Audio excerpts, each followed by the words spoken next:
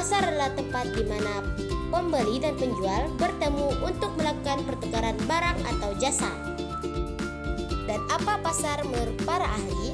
Menurut ahli Coulter, bahwa pasar terdiri dari pelanggan potensial yang memiliki kebutuhan dan keinginan yang sama.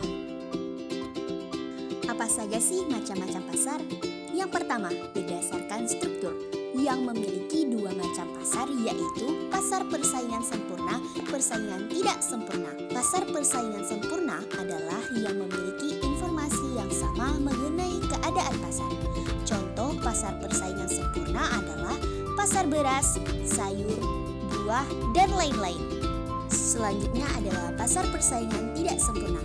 Pasar persaingan tidak sempurna adalah penjual dan pembeli memiliki kebebasan untuk menentukan harga dan jumlah barang yang akan diperdagangkan. Pasar persaingan tidak sempurna mempunyai jenis-jenis, yaitu pasar monopoli, pasar oligopoli, pasar monopolistik, pasar monopsoni, pasar oligopsoni.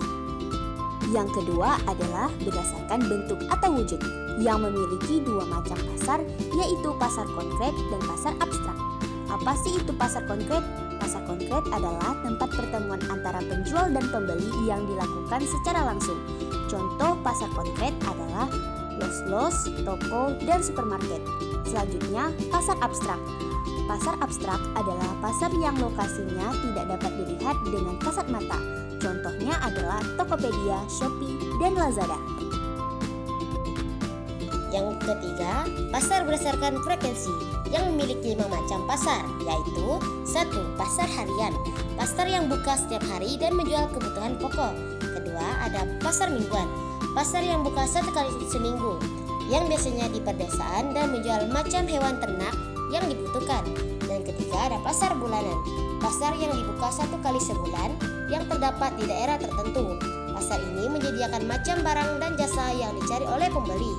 Yang keempat, ada pasar tahunan, pasar yang diselenggarakan setiap kali 1 tahun sekali. Dan terakhir, ada pasar temporer, pasar yang tidak memiliki waktu tetap dan hanya diselenggarakan pada waktu tertentu seperti bazar. Dan yang keempat, berdasarkan jenis barang yang dijual.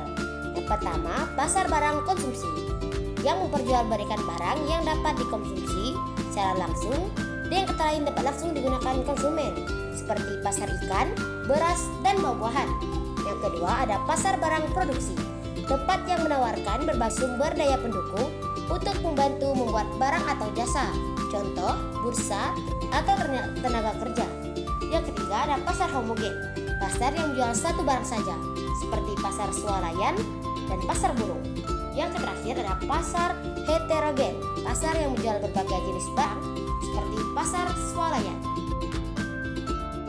Dan yang terakhir adalah berdasarkan cakupan atau luas wilayah yang memiliki 4 macam pasar, yaitu pasar lokal, nasional, regional, dan pasar internasional. Pasar lokal adalah pasar yang membeli dan menjual produk dalam satu kota tempat produk itu dihasilkan. Contohnya adalah pasar Sleman. Dan pasar nasional adalah pasar yang meliputi wilayah suatu negara tertentu. Contohnya adalah pasar nasional. Selanjutnya adalah pasar regional. Pasar regional adalah pasar yang mencakup beberapa negara dalam satu wilayah tertentu dan dalam naungan regional. Contohnya adalah pasar Asia Tenggara. Dan yang terakhir adalah pasar internasional. Pasar internasional adalah pasar yang meliputi seluruh kawasan di dunia. Contohnya adalah pasar tembakau, permata, dan kopi di Brazil. Sekian penjelasan dari kami, semoga bermanfaat. See you!